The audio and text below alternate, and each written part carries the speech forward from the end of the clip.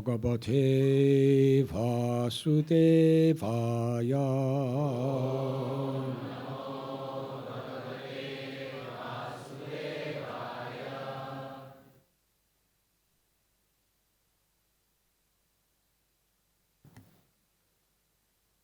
Chala chaleti didbija.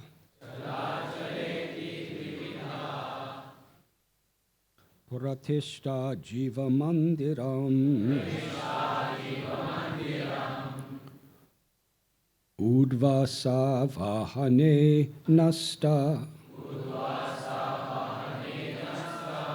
Stirayam udhavarchane.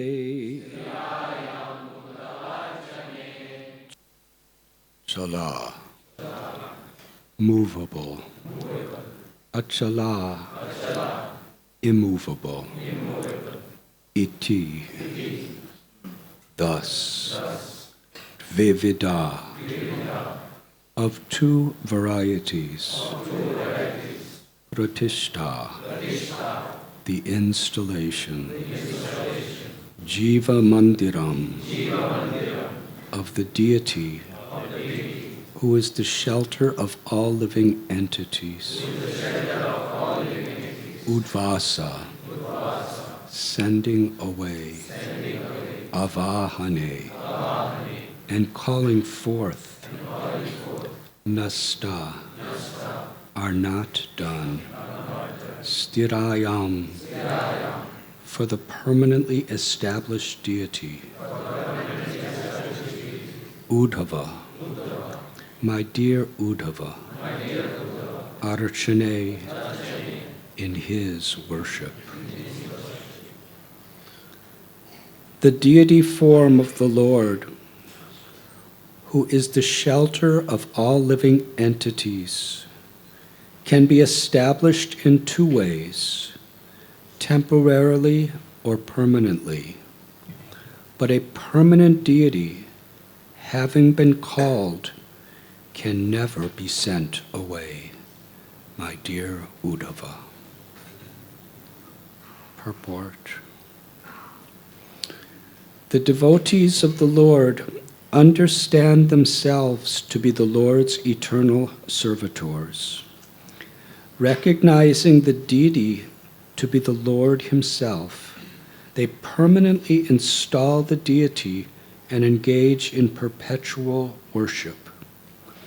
The impersonalists, however, regard the eternal form of the Lord as a temporary manifestation of illusion. In fact, they regard the deity form as a mere stepping stone in their ambitious program to become God. Materialistic persons of whatever stripe consider the Lord to be their order supplier, and so they make temporary arrangements for religious ceremonies to achieve temporary material satisfaction.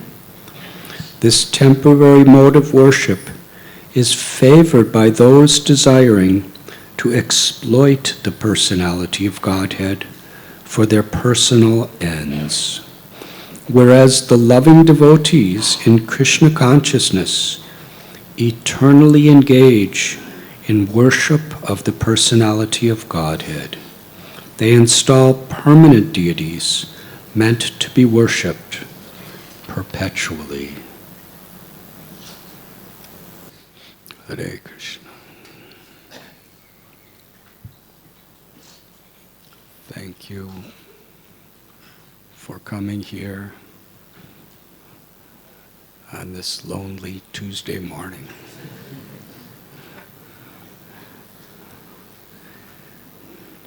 We are reading from Srimad Bhagavatam, Canto 11, entitled The Process of Deity Worship, Text 13.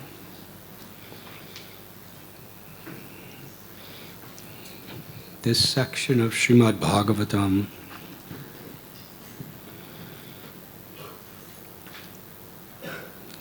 Uddhav Gita is composed of Krishna instructing his very dearmost friend of Dwarka, Uddhava, in the science of self-realization. Previously, Bhagavad Gita was spoken to Arjuna at a time when Arjuna, who was the dearmost friend of Krishna in Hastinapur, a cousin brother, was in a great dilemma. There was about to be the battle of Kurukshetra, and he was confused, bewildered. In fact, he was in such a desperate state. Sanjay describes in the beginning of the Gita Arjuna's condition.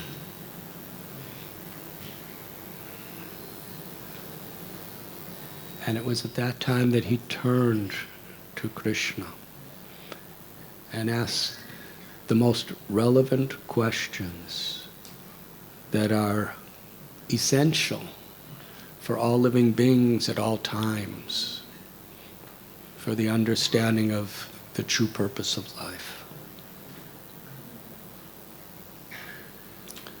Uddhava Gita is also spoken in a time of great desperation, because Uddhav was such a pure, loving devotee of the Lord.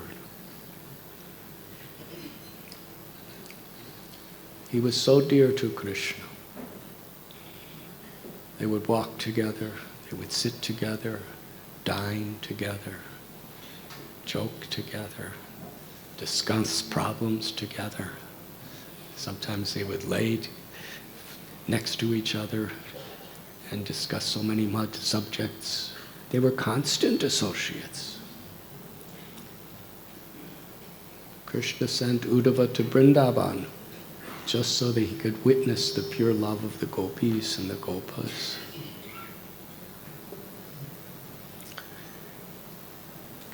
So in this section of Bhagavatam, Krishna is about to leave this world.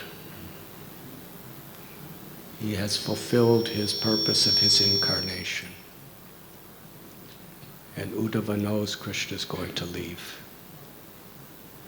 And Krishna is taking every one of the Yadu dynasty with him through his most extraordinary methods. He's taking everybody with him except Uddhava. He wants Uddhava to stay in this world. So Uddhava is in a very difficult state. And here he is inquiring from Krishna. He's asking questions not only for himself, as Arjuna did, but for everyone. Such personalities as Arjuna and Uddhava, whatever they do is samsiddhir haridoshanam.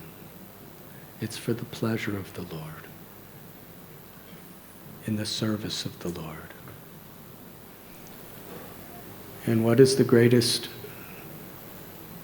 of all things or services that we can offer to the Lord in this world? It is showing compassion to others, to help others to understand their own eternal nature as eternal servants of God. So Arjuna is asking questions on our behalf. He's in the mood where he is asking because he's fully, with his body, mind, words, and very life, he's taking shelter of Krishna. But even in this condition, He's thinking about the suffering souls of this world. It's very interesting. Arjuna was desperate. Uddhava is desperate. But still they're thinking of us.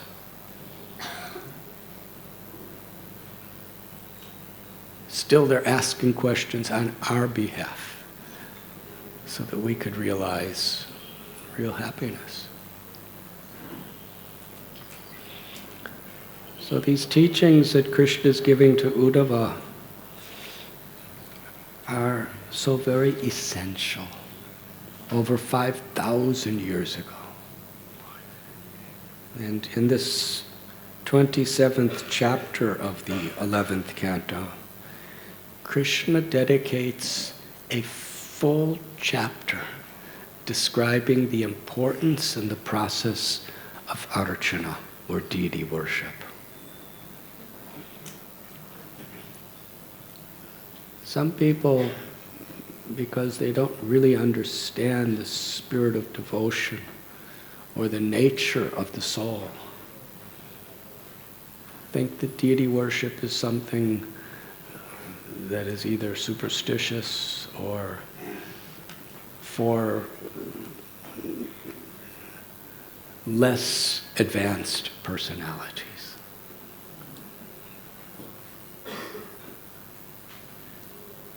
Or something that has just been recently created. But we find through the scriptures and the histories that this deity worship, this archana, seva, has always been.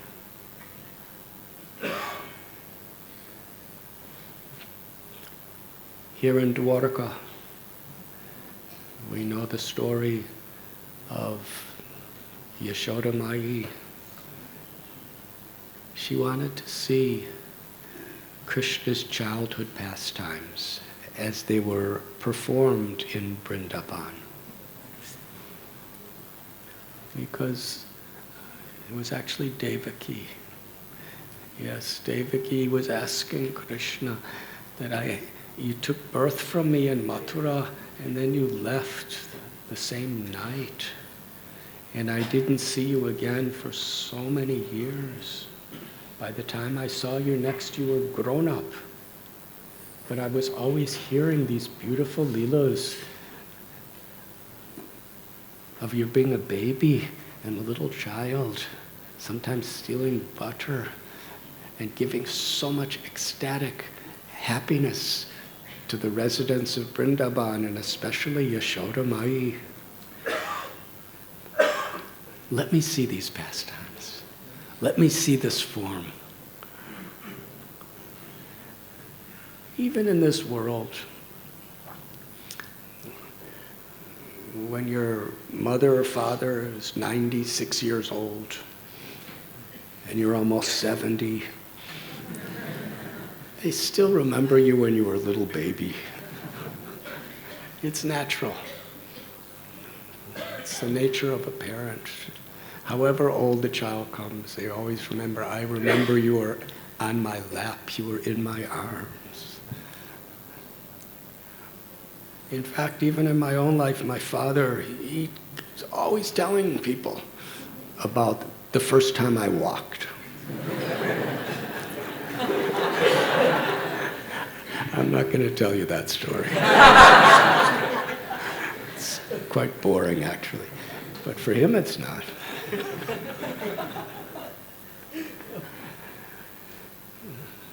So here is Devaki. She wants to see Krishna when he was a little baby. She missed so many years of his childhood. So Krishna, Dwarkadish, the great royal prince of Dwarka, the Lord of the universe, he became a little child and started playing. And Rukmini saw that. And after Krishna did that, Rukmini said, I fell in love with this little child. I love you as my husband, that's all right, but still this little child captured my heart. I want to worship you in this form. So Krishna manifested the deity of Krishna as Balgopal, with a little churning rod and a little rope for churning butter. And Rukmini Devi, in the innermost sanctum of her secrecy of her life, she worshipped Krishna as little Bal Gopal of Vrindavan.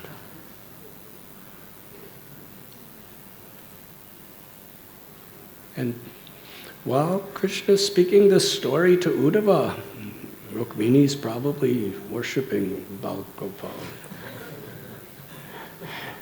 And after Krishna left this world and Dwarka went underwater to a large extent, that deity was lost for over 4,000 years.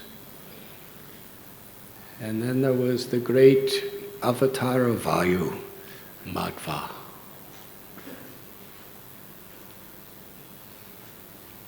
He was sitting in the sand on the shore of the ocean.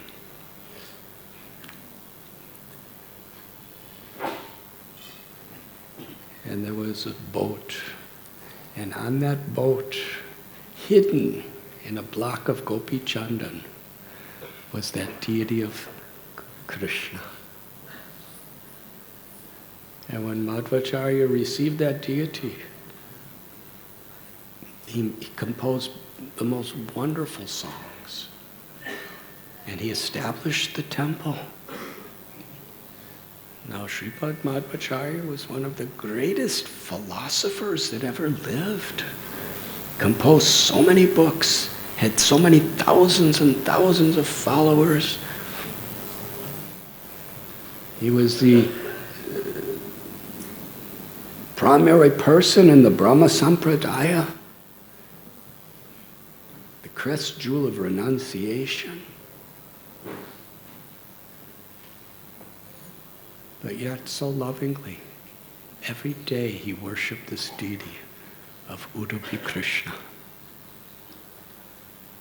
And not only did he worship and establish a form of worship, but he was so concerned that for centuries and even millenniums in the future, there would never be an offering that was missed. And he set up, I believe, 8 mats with sannyasis and gurus and disciples. And the whole sampradaya was very much centered around serving Udupi Krishna. And to this day, almost 800 years after Sripad Madhvacharya, these great sannyasis, some with tens and thousands, hundreds and thousands of followers, they get to take charge of the temple just once every 12 years or something? 16 years. And the whole time they're just preparing for 16 years later when we could render personal service to Krishna. They're collecting funds, they're making arrangements, making all sorts of wonderful, wonderful plans.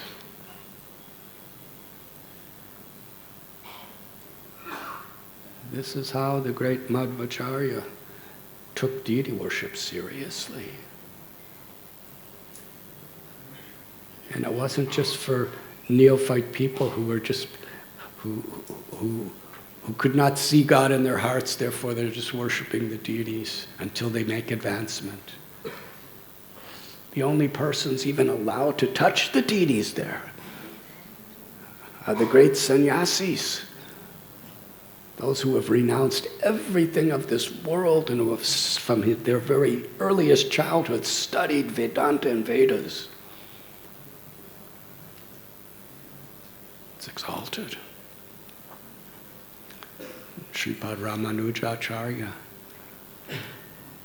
when he was the Acharya of the Sri Sampradaya, Tirupati, Srirangam, He established such profoundly elaborate devotional standards of deity worship in all these temples. And over 1,000 years later, still in each and every one of these temples, they have preserved and even expanded upon the principles, the regulations, the standards that Ramanuja had given. Shankaracharya in Badrikashram, he worshipped the deity of Badrinath personally as a devotee.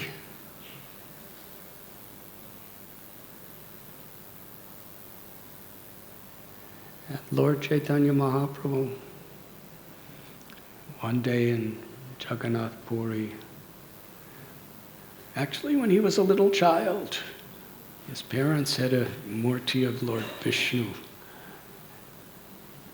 And he would assist his parents in worshiping Lord Vishnu, Adhokshaja Vishnu.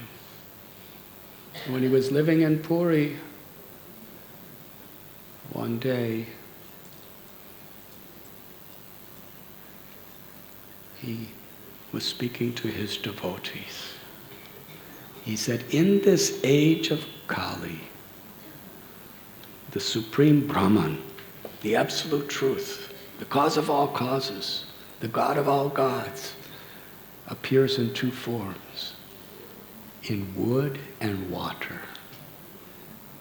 In wood, he appears as Lord Jagannath, and at water, the Supreme Person appears as Mother Ganga, the Ganges. And he told Sarvabhauma Bhattacharya, you should stay here in Puri and worship Daru Brahman, the wooden Lord, as Jagannath. And for Sarvabhauma's brother, Vidyavachaspati, you should worship the river Ganges.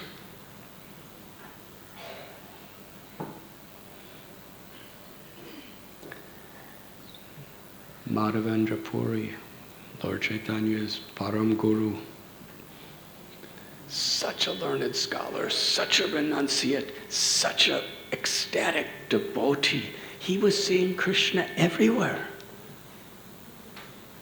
When Madhavendra Puri would see a blue cloud in the sky, he would start crying in ecstasy and fall unconscious.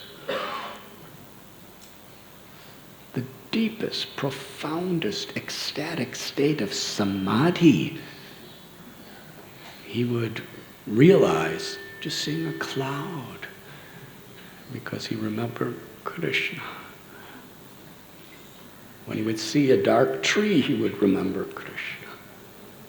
When he would hear a cow, he would remember Krishna.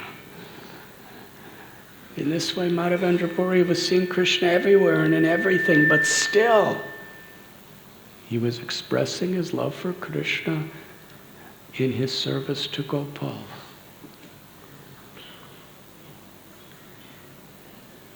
Krishna appeared to Madhavendra Puri when he was doing his parikrama of Govardhan, just after he was sitting at Govinda Kund. He was chanting. A little cowherd boy came to him and said, "Oh, Swami, it appears that you're hungry. You haven't eaten all day. I brought you some milk." He said, "How do you know that I'm hungry and I haven't eaten all day?" The little boy said, "The village girls who are taking water from the well, they saw you and told me. I'll come back for the pot, drink this milk." So he drank the milk, he washed it, he was chanting. And then he had this vision where that same little boy came and said, "I've been waiting for you for so long. I'm cold, I'm hot, I'm hungry, I'm thirsty." And he brought him to some bushes. And then Madhavendra Puri, with some of the villagers, went to that bushes and discovered Gopal, Srinathji.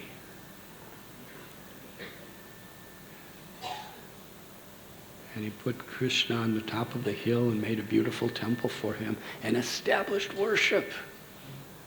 And we know the story how Gopal, he said, I'm still hot, I need sandalwood pulp from Jagannath Puri, the Malayan hills. And Madhavendra Puri, all alone, he didn't just give this service to someone else. Personally, he walked 1,000 miles. He risked his life. He endured so many difficulties. Lord Chaitanya Mahaprabhu was glorifying him. How much difficulty? He was not only surrendering his body, mind, words, and heart, but he was exposing himself to so much troubles to serve the deity of the Lord. He was on the most advanced platform of love of God.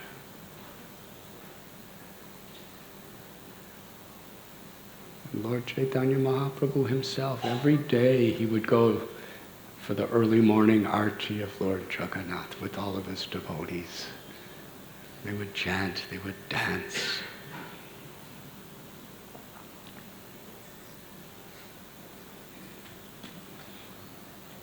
And the 6 Goswamis.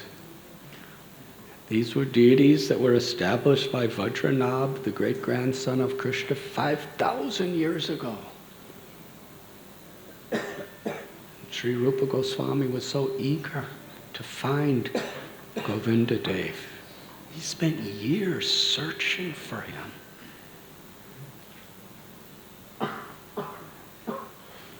Rupa Goswami, we know, he was a multi-billionaire. He and his brother Sanatan Goswami were the home finance and chief ministers, prime ministers of an entire kingdom. They were young, they were learned, they were renounced, they were everything.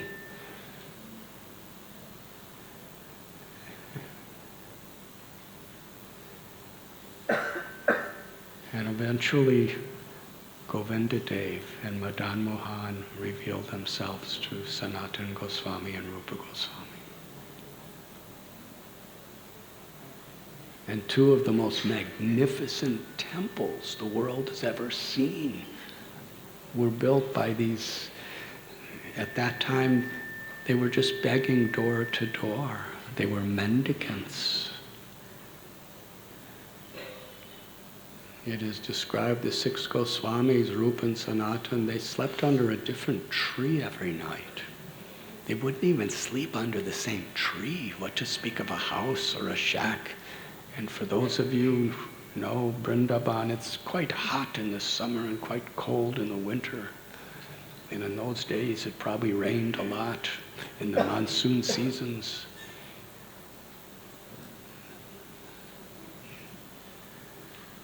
They were sleeping on the ground, under trees, and yet they built the most magnificent temples for Krishna.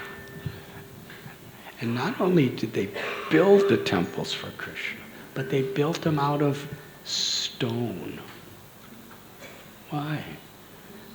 Because they wanted to show the world that their concern for Krishna in the form of a deity was meant to last for thousands and thousands of years. Otherwise, they could have made a little bamboo shack. At the beginning, they did, and Krishna accepted. Why did they make out of stone?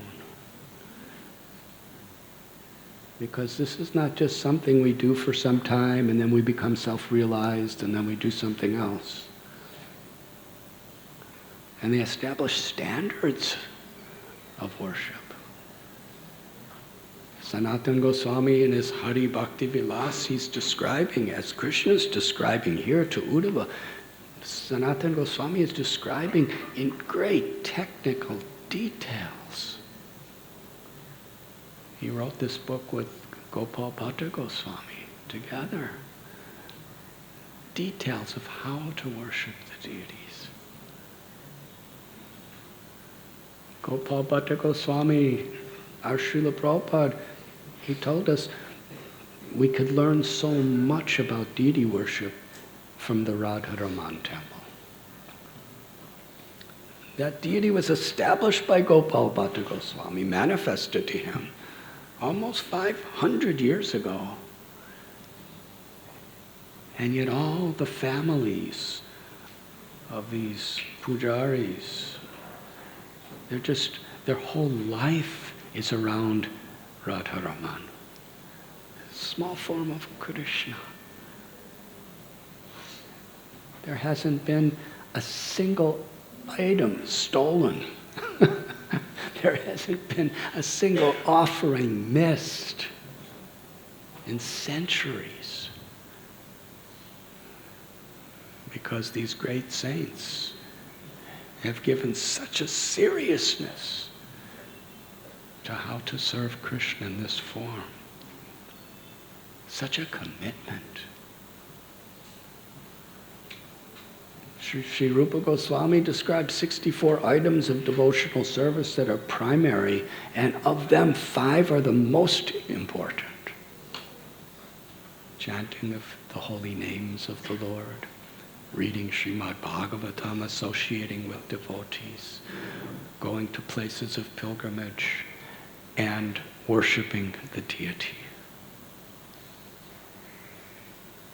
So much of the whole system of bhakti is very much on how to awaken love of God by serving the beautiful personal form of the Lord. And the science of this deity worship is so deep and so simple also. Krishna tells in Bhagavad Gita that through his energies, he's everywhere. Parasya Shaktir Vivadaiva Shruyate, Vedanta teaches that the Lord has multifarious energies. The Upanishads describe these energies. Om Purnam Ata Purnamidam Purnat Purnam Udachyate. Ishopanishad. The absolute truth is perfect and complete, and everything that's emanating from the absolute truth is perfect and complete. Janmadya Shayataha Brahma Sutra says everything is emanating from the absolute truth. Aham sarvasya prabhavo matta sarvam pravartate. Krishna tells, I'm the source of all spiritual and all material worlds. So this entire material existence is Krishna's energy, coming from Krishna. And Krishna's in his energy. He's never separated from anything at any time. The only separation there can be between us and God is our awareness. Krishna tells, for one who sees me everywhere and everything in me, for that person I'm never lost, nor are they ever lost to me. So in all the great schools of philosophy, Brahman is all-pervading, everywhere, in everything.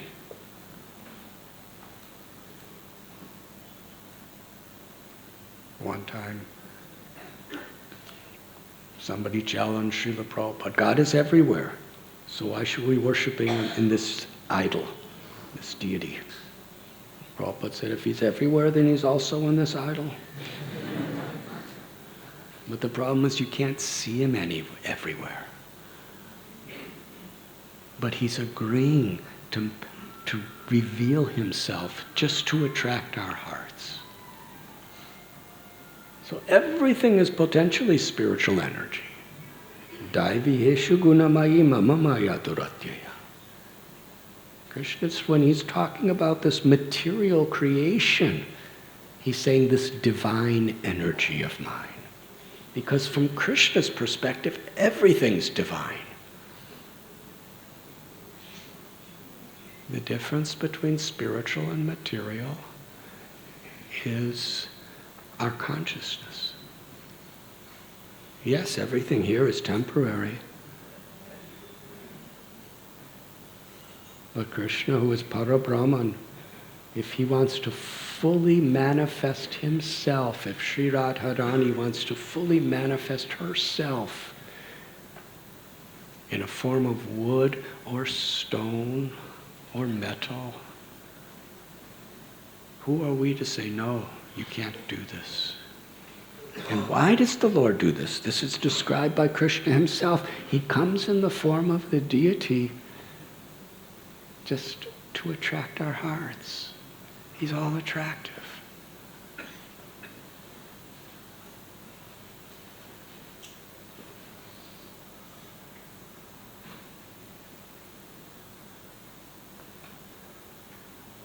We offer incense.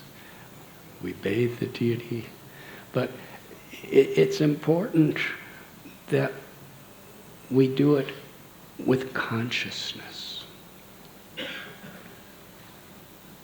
The consciousness to please the Lord. Because there are histories.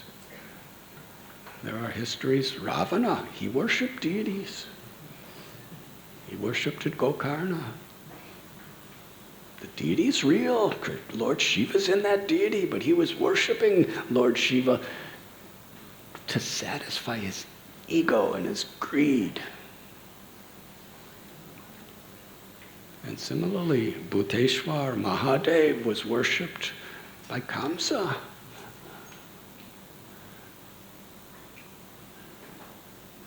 So yes, there are people with the wrong motives. That is why the acharyas, they are teaching us the principle of pure devotional service.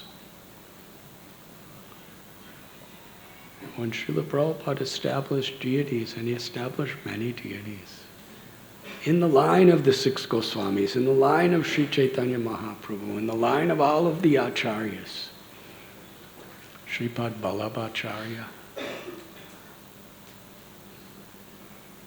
there are tens and millions, hundreds of millions of followers throughout the world. And every one of them is longing to go to Natwar, this little village in Rajasthan. Why do so many go to Natwar? Just to see the beautiful form of Srinathji, to receive that blessing.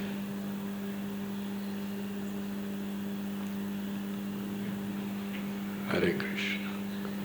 Everything is Krishna's energy. But devotees utilize energies in a way that makes Krishna happy. So when Srila Prabhupada came to the West, he established Radha Landanishwara in London, Rukmini Dwarkanath in Los Angeles, Radha Gokulananda in London also. He established Radha Govinda in New York. He established a little straw hut for Radha Ras Bihari here in Juhu, in Mumbai. And Srila Prabhupada promised the deities, I'm going to build you a wonderful temple and I'm going to attract millions of people to come to see you, so that you can give your mercy upon them. And Prabhupada, he battled years and years to keep that promise. Everything was going the wrong way. His Holiness Giriraj Swami Maharaj has written a whole very elaborate book on this subject. I believe it's being released this year. Srila Prabhupada could have, just a deity, we could move you somewhere else. Prabhupada promised the deity of Radha Ras Bihari. And he put his whole life, and he put all his disciples' lives on the line to fulfill that promise. Because yes, when the great acharyas, or those devotees who are on the behalf of the great acharyas, when they invite Krishna to be in the deity, there's a life of commitment to the service of the deities. Why? Because we need that commitment to make spiritual progress. At the time of initiation, we take vows because we need a commitment.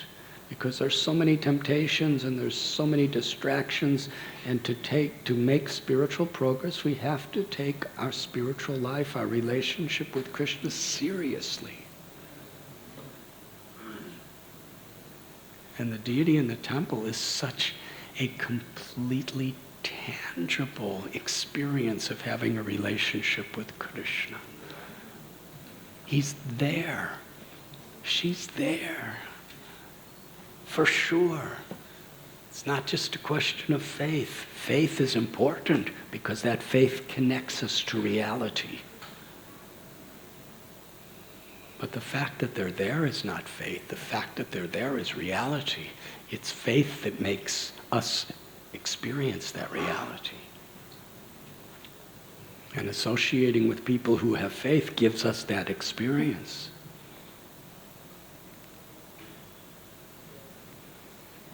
And yes, when we see Ramanuja, Madhva, Shankara, Rupa, Sanatan, Gopal Bhatta Goswami, all these, Jiva Goswami, all these great philosophers and the most compassionate saints and the most enlightened beings through human history, how they were so devoted to worshiping their deities. We get faith.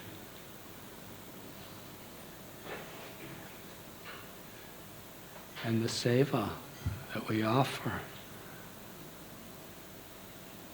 Here is Krishna, who is beyond everything. And little people like us, we could see them. We could see Radha Gopinath. We could bathe them. We could cook for them. We could dance for them. We could sing for them. We could pray to them.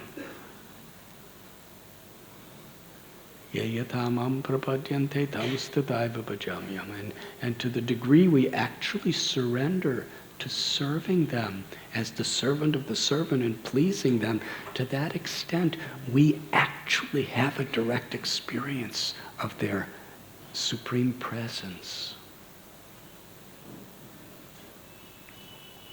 Srila Prabhupada said, if you approach the deity as wood or stone, they will remain wood and stone.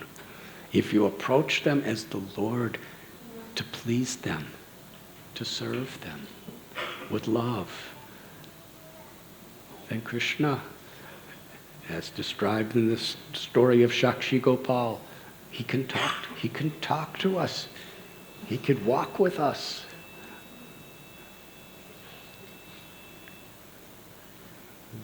That is the reality. Krishna has descended in the form of the deity. And here it is described, temporary and permanent deities. Krishna descends in fire as the yajna, as water in the Ganga. Krishna says, I'm the sound and ether. He appears in space as his holy names. He comes into us. He enters our ears and our hearts through sound. And the permanent deities are those established like out of stone or wood or metal, that are meant to be perpetually worshipped with continuity, not according to our whims, but with a commitment to following the Acharya's process. And I'll end with a simple experience I had of hearing from Srila Prabhupada. Srila Prabhupada was giving a class, just like here at Radha Gopinath Temple, Srila Prabhupada's Vyasasan. is just across from Sri Radha Gopinath. So Prabhupada was sitting on his Vyasasana, giving us Srimad Bhagavatam class. And suddenly, he gazed across the temple room at the deities of Radha, Vrindavan, Chandra. And he stopped speaking for some seconds. And he was so happy with the level of worship. Because in that place, very rural community, there was practically no money, but practically everything was going for the deities, and all the devotees were so happy. I remember at the time of greeting the deities, the whole community were so much anticipating and excited.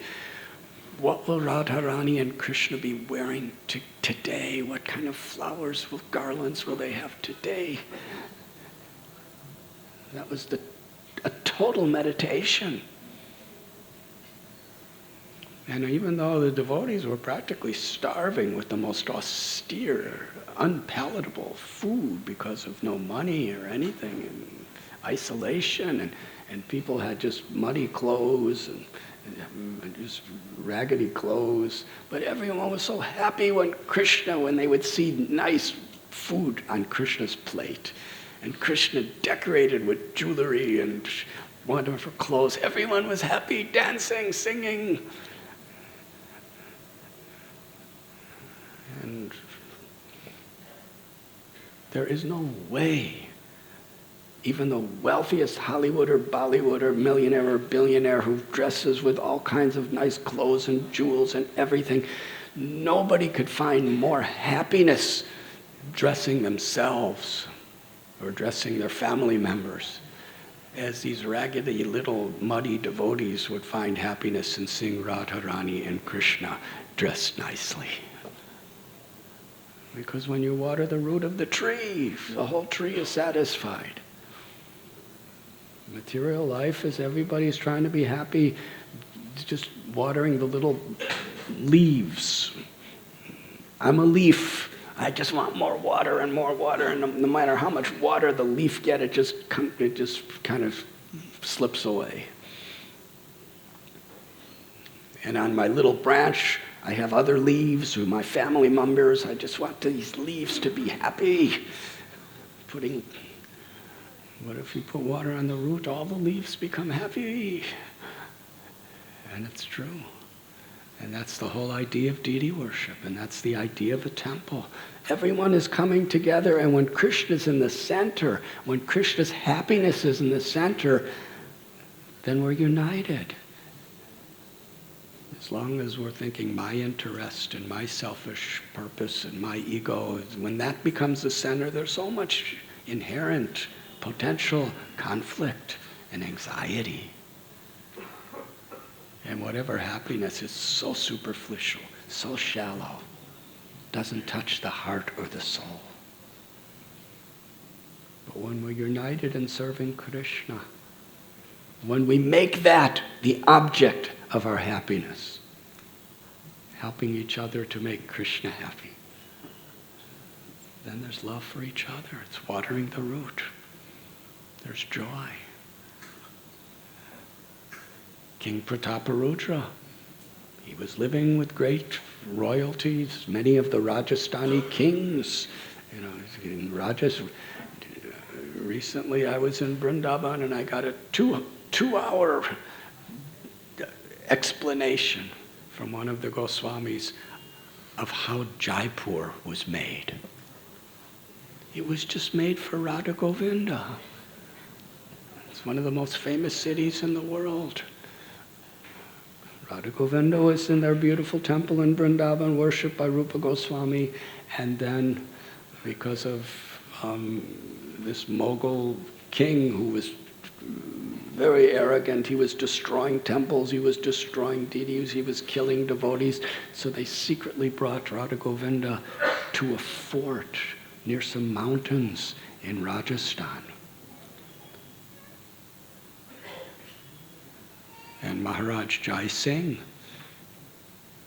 his palace was in Vrindavan, Jai Singhera. That's where he ruled. He was a great king. He lived in Vrindavan. And his life and soul was Govindaji. And because it wasn't safe where he was, he decided to make a city just to protect Govinda. And his next door neighbors were living in little kutirs, Vishwanath Chakravarti Thakur and Baladev Vidyabhushan, and they all together, they made all plans to make a city called Jaipur, where they could bring Govinda Dev, and he would be the heart and soul of the whole kingdom. So this is how people with great wealth were worshiping the Lord. And then we find simple devotees, patram pushpam palam toyam, all they have is a little water and a tulsi leaf. And Krishna's just as happy. He's seeking our love. But in whatever situation, here Radha Gopinath Temple, we have brahmacharis who just sleep on the floor, many of them, they don't have anything. And we have CEOs of international corporations. They're also just whatever we have, whatever the sincerity of the intent of our love, our devotion to serve Krishna and to serve each other for Krishna. This is what we've been given. So Srila Prabhupada was looking across at Radha Vrindavan Chandra. And all these muddy devotees are in the middle. And the deities were so effulgent with beauty, so nicely decorated. And Prabhupada said, you are worshiping Radha Vrindavan Chandra so nicely. They are so happy. And he thanked all the devotees. Then he said, in this path of Krishna consciousness, it is like a railway track. There are two rails on a railway track. The two rails are Pancharatriki Vidhi and Bhagavad Dharma. Pancharatriki Vidhi is the process of deity worship. In the Narada Pancharatra, Narada Muni explains the worship of deities. Sanatana Goswami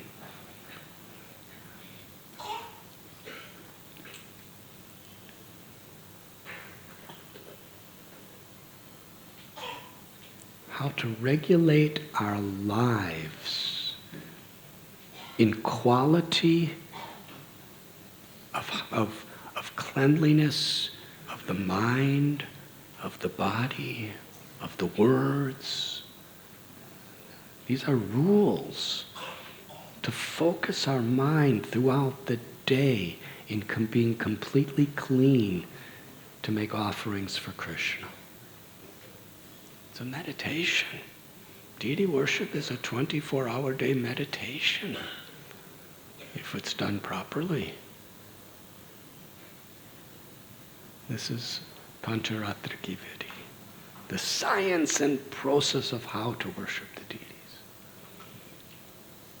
And Bhagavad Dharma is hearing and chanting. Hearing from Srimad Bhagavatam. Nasta prayesha bhadrishu nityam bhagavati sevaya. Chanting the holy names of the Lord. He said, if you are not properly hearing and chanting, if you're not doing sadhana, chanting Krishna's names, hearing Krishna's glories and Krishna's words among devotees, if you're not doing hearing and chanting very sincerely, Prabhupada says, the day will come where you will think, why has my guru left me with the burden of these deities?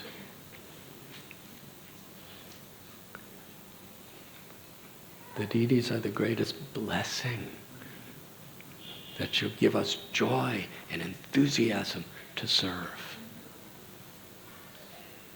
But unless we're hearing the glories of the Lord every day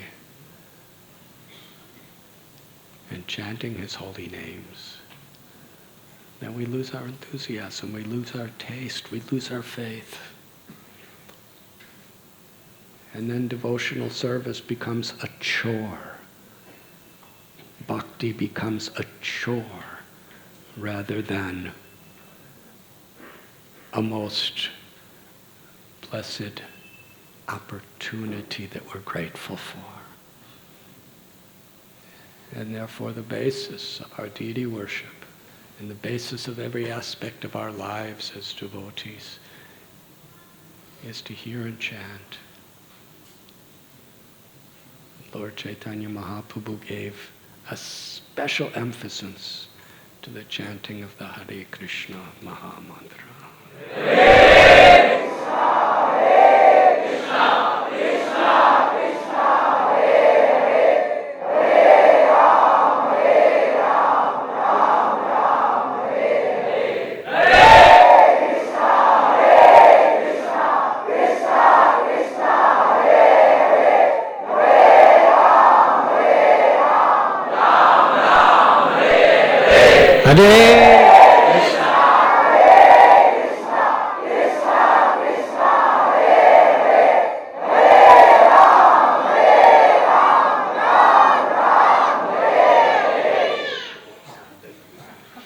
Thank you very much.